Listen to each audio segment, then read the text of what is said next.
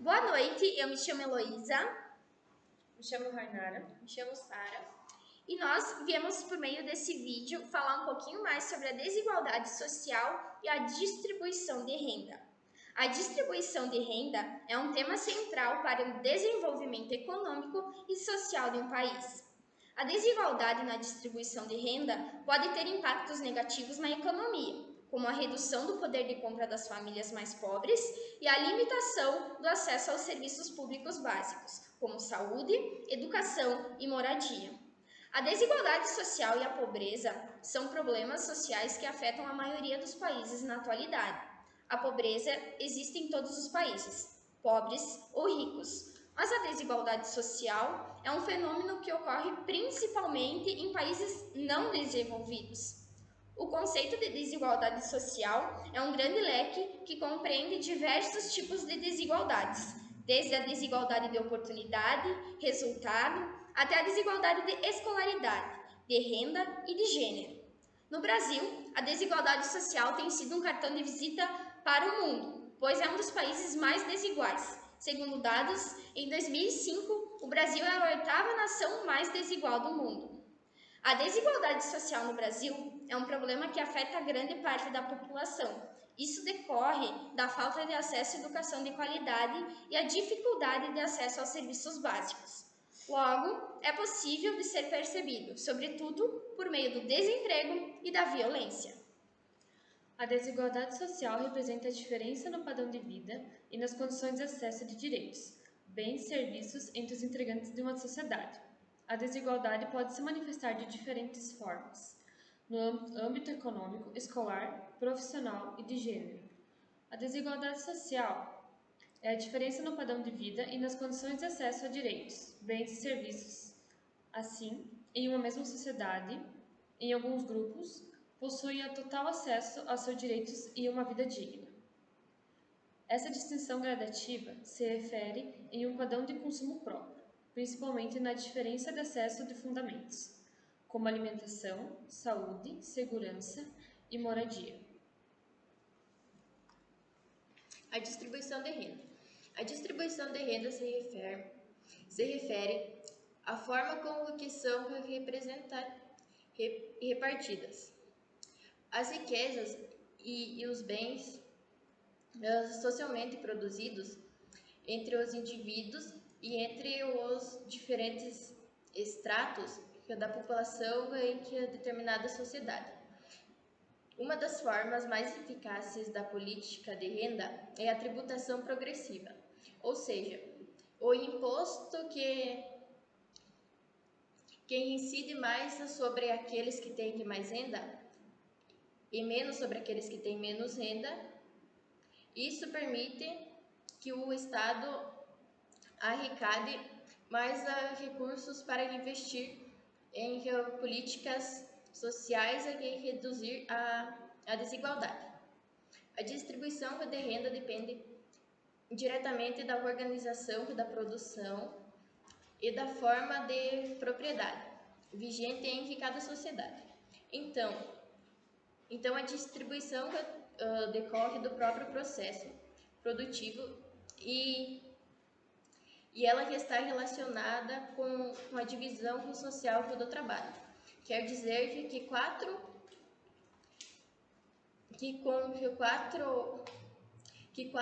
a forma com que se encontram distribuídos os juros, lucros, rendas, salários e a propriedade dos fatores de produção. Olá, eu me chamo Maria e eu vou falar um pouco sobre a nova metodologia do imposto de renda. Então, a proposta feita pelo governo em 2021 previa uma série de mudanças no sistema tributário, tanto para as empresas físicas quanto para as empresas. Entre as principais mudanças propostas estavam a redução da alíquota do imposto de renda jurídico de 15% para 10%, com a implementação gradual de 2 anos. Também, a criação do imposto sobre dividendos distribuídos pelas empresas aos seus acionistas, com uma alíquota de 20%. Também, o aumento da faixa de isenção para as pessoas físicas, que atualmente é R$ 1.903,98 para R$ 2.500. O aumento da alíquota do imposto de renda para as pessoas físicas com uma renda anual acima de 40 mil, com uma alíquota máxima de 27,5%. Ou seja, pessoas que têm uma renda baixa não precisariam declarar imposto de renda, se a renda não ultrapassasse R$ 2.500. Então, também, o fim da dedução simplificada de 20% para as pessoas físicas. E essas eram as propostas. Elas tinham como objetivo simplificar o sistema tributário brasileiro e aumentar a arrecadação do governo, além de estimular os investimentos das empresas. Segundo o governo, essas mudanças elas não deveriam impactar a classe média e os mais pobres, já que a faixa de isenção foi ampliada e a alíquota máxima do imposto de renda não foi alterada. Mas, no entanto, os críticos dessa proposta, eles argumentavam que a criação do imposto sobre os dividendos poderia afetar negativamente os investimentos das empresas e que o aumento da alíquota do imposto de renda para as pessoas físicas também poderia impactar principalmente a classe média e os mais ricos. Ou seja, então até hoje não foi aprovada a nova tabela do imposto de renda, que não é alterada desde 2015. Olá, me chamo Adnan. Vou falar basicamente do impacto político e bem-estar social.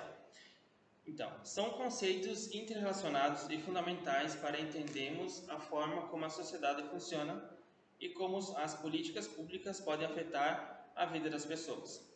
O impacto se refere-se aos efeitos de uma determinada ação, política, evento, pode ter sobre uma determinada área, setor ou grupo social. Por exemplo, o impacto ambiental de uma indústria pode ser medido pela quantidade de combustível que ela produz.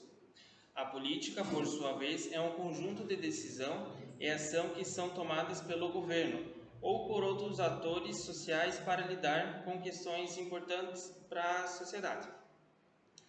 As políticas podem abranger uma ampla área, desde a saúde à educação, até a economia, até mesmo a justiça social.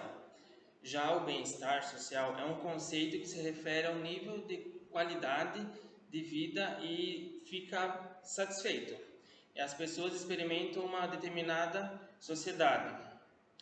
Ele pode ser medido através de indicadores como a renda per capita, a expectativa de vida, educação e segurança.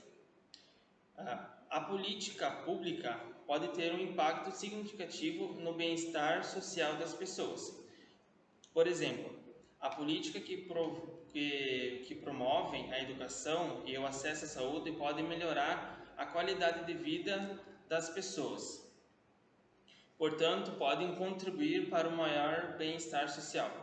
Por outro lado, políticas que favorecem apenas alguns grupos sociais em determinados grupos sociais ou podem ter um impacto maior ou até mesmo negativo sobre o bem-estar, criando desigualdade e injustiça.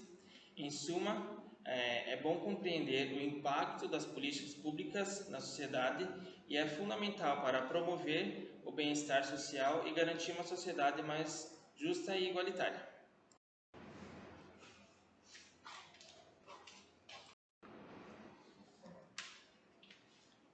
Então, educação, saúde e moradia de má qualidade são algumas das consequências de um país com grande desigualdade social. Afinal, quanto maior a diferença econômica entre as classes, piores serão as condições de vida das pessoas que estão na base da nossa estrutura social. Agir de forma solidária é uma das primeiras práticas para combater a desigualdade, pois proporciona oportunidades igualitárias e constrói uma sociedade justa, especialmente em tempos de pandemia, depois pós-pandemia, que as coisas ficaram um pouco mais difíceis para todas as classes nesse caso. Então, isso pode auxiliar as pessoas com mobilidade reduzida, as que têm mais dificuldade, classe mais baixa, classe média e afins, a fim de fazer compras ou mesmo cuidar de tarefas burocráticas, tarefas de dia a dia. Então, são muitas as práticas que podem ser usadas, a gente pode adotar para tentar fazer com que essas classes se mantenham um pouco mais equilibradas dentro da nossa sociedade. Claro que é impossível a gente terminar com isso, mas se fosse cada um fazer a sua parte e dentro da sua sociedade, com certeza a gente poderia mudar sim algumas coisas que estão bem erradas aí dentro do nosso país, no mundo. Então, seria isso. Muito obrigada e até mais.